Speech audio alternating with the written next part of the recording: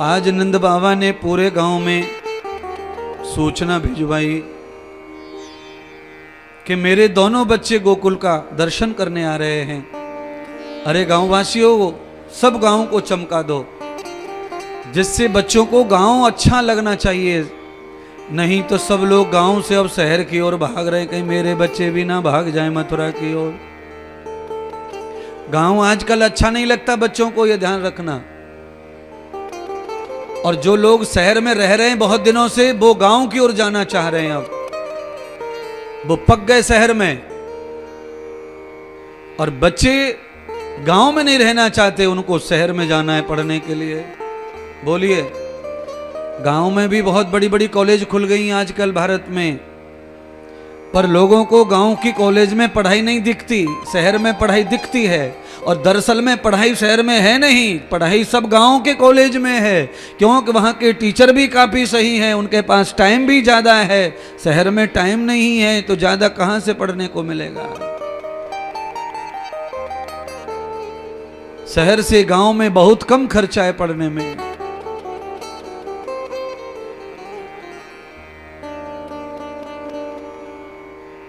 गांव में हवा अच्छी है, गांव में बैठने उठने वाले अड़ोसी पड़ोसी भी काफी ठीक हैं। गांव में अगर कोई मर जाए तो काफी भीड़ इकट्ठी हो जाती है। और तुम्हारे दिल्ली में कोई मर जाए तो बस गिने चुने मौसी के 3 बालक और आंटी को पति, अंकल और एक छोटो सारो, बस इतने लोग आके जमा हो जाएंगे। ले जाओ लाश उठा के, और लाश ने को पेटू निकली तो फिर और भाड़े पे लाओ नगर पालिका की गाड़ी, उठे ना। गांव में खूब मर जा, बड़े होकर, चौड़े होकर, लंबे होकर के पूरा गांव इकट्ठा होता है। दुश्मन भी गांव में आ जाते मरने के बाद, जिनसे लड़ाई चल रही है वो भी आ जाते हैं। गांव में अभी काफी समझौता हो जाता है, पर शहर में किसी को किसी की पड़ी नहीं रहती है, सब अपनी अपनी दौड़ में दौड़ रहे महाराज। आज कथा तो दिल्ली जैसे महानगर में हो रही है, भारत के प्रसिद्ध शहर में हो रही है, भारत की राजधानी में हो रही है। मैं फिर भी कहूंगा, जब गांव जाओगे तो वहां हवा बिल्कुल ऐसी लगेगी क्या कहने। पेड़ के नीचे घर के सामने खटिया डाल के दोपहर को 1 बजे भी लेट जाओगे तो भी बढ़िया लगेगा, आनंद आएगा महाराज। हवा के अंदर ताकत है। गांव में आप जो सब्जी खाते उसमें भी ताकत है, उसमें भी बल है। इसीलिए नंद बाबा को डर लग रहा है, कहीं गोकुल अच्छा नहीं लगा बच्चों को तो बच्चे कहीं चले न जाएं। सारा गोकुल सजा दिया गोपियों ने। कैसे सजाया तो कल्पना करिए सजावट कैसी करनी चाहिए किसी महापुरुष के आगमन पर। कोई महापुरुष अपने घर या अपने गली में पधार रहे हों तो सब गली वाले लोगों को उन महापुरुषों की सूचना मिलते ही अपने अपने घर के सामने झाड़ू पोछा और सुंदर सुंदर स्वास्तिक, रंगोली और सातिये बनाने चाहिए, और अपने दरवाजे पर खड़े होकर फूल बरसाकर स्वागत करना चाहिए, और कुछ मिष्ठान आदि खिलाकर उनका अभिनंदन करना चाहिए। ये है परंपरा भारत के स्वागत के मार्ग।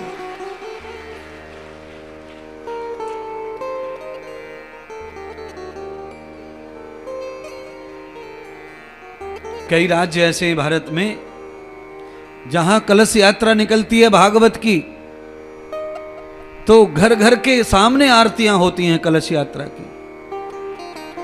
द्वार द्वार पर यात्रा की आरती होती है। मध्य प्रदेश और छत्तीसगढ़ में तो और भी ज्यादा होता है। जिसके माथे पर भागवत का ग्रंथ रखा है, लोग उसके पैर धो धो के पूछते हैं, वो इतना महान हो जाता है कथा करवाने वाला व्यक्ति। वो व्यक्ति उसी गांव में रहता था, लोग उसको पूछते भी नहीं थे। आज उसने भागवत सर पर रखी है, महात्मा बुलाए हैं, उसकी चरणों की लोग पूजा करते। महाराज इतनी मान्यता, इतना विशेषता है भागवत पुराण का, सिर पर रखकर रामायण का। जो इस कथा को यहाँ रख लेता है उसने साक्षात भगवान श्री कृष्ण को सिर पर बिठा लिया। वो बिठाकर जैसे बरबराती बाढ़ में पार हो गए थे जमुना से, ऐसे ही भागवत रखकर भागवत कराने वाला भवबंधन भव सागर से पार हो जाता है। मेरे पास में खाली विश्वास है।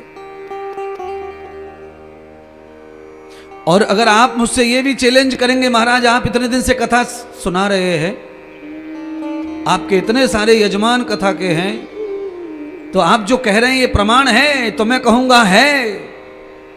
कितने सारे यजमान हैं जिन्होंने ग्रंथ रखा, कथा करवाई हैं, वो पार हो गए भवसागर से।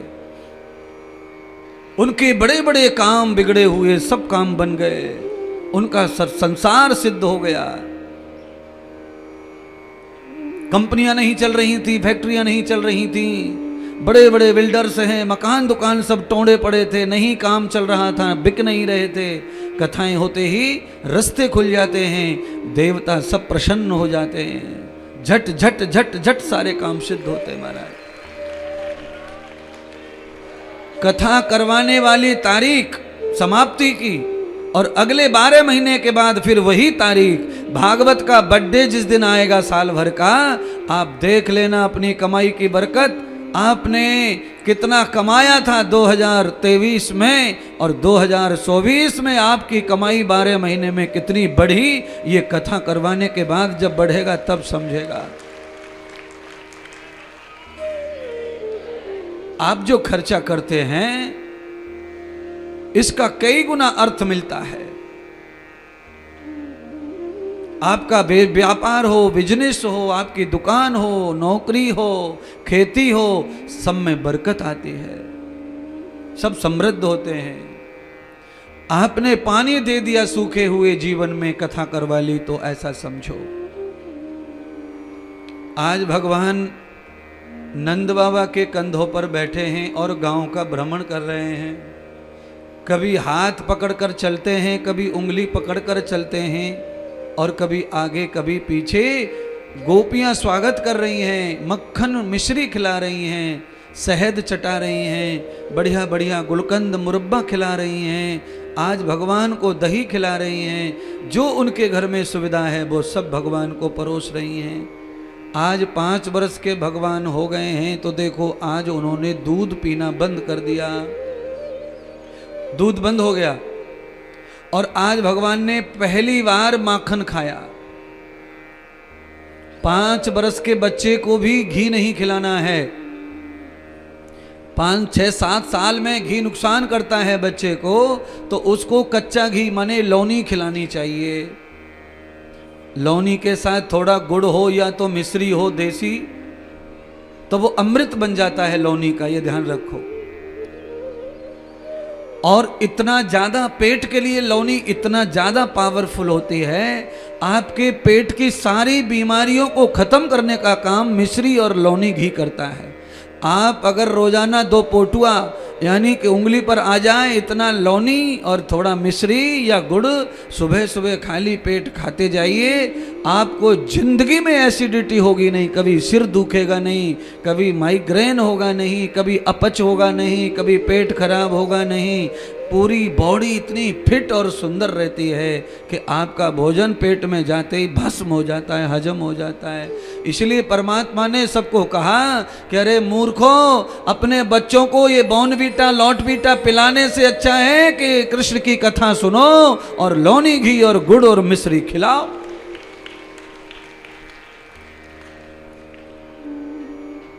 आजकल ग्रोथ पाउडर आ रहे हैं, अंग्रेजी में लिखा रहता है ग्रोथ पाउडर। तो हमने कहा ये ग्रोथ पाउडर को वहां ले जाओ नेपाल में, देखो पिला के कोई लंबा हो भी जाए। अगर ये ग्रोथ पाउडर है तो पूरी दुनिया में काम करना चाहिए ना। फिर ये नेपाल मत ले जाओ, चलो हमारे थोड़े से आगे ले जाइए, उत्तराखंड की धरती पर पौड़ी गढ़वाल की तरफ ले जाओ, कोई भी पाउडर पिला दो वो ना सरक रहे 3 फुट से ऊपर। कोई ग्रोथ पाउडर ऐसा होवे कि हमारी मुन्नी देवी को पिलाया जाए।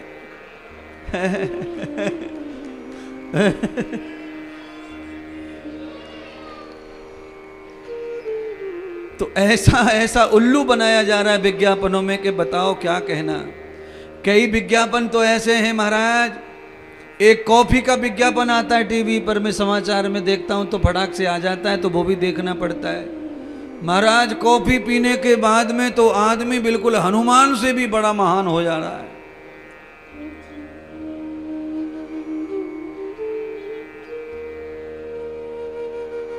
सब टेंशन दूर कर रही है चाय कॉफी, इतना भयंकर बुरा विज्ञापन कर रहे हैं पैसे के लालच में। ये विष है, विष। इसको आदत बना लिया तो जीवन को खा जाएगा, शरीर को खा जाएगा।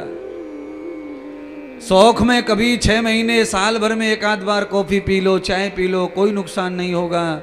पर इसकी जब आदत पड़ जाती है तो कॉफी कहीं का नहीं रहने देगी तुमको, सब कुछ भी हो जाएगा तुम्हारा।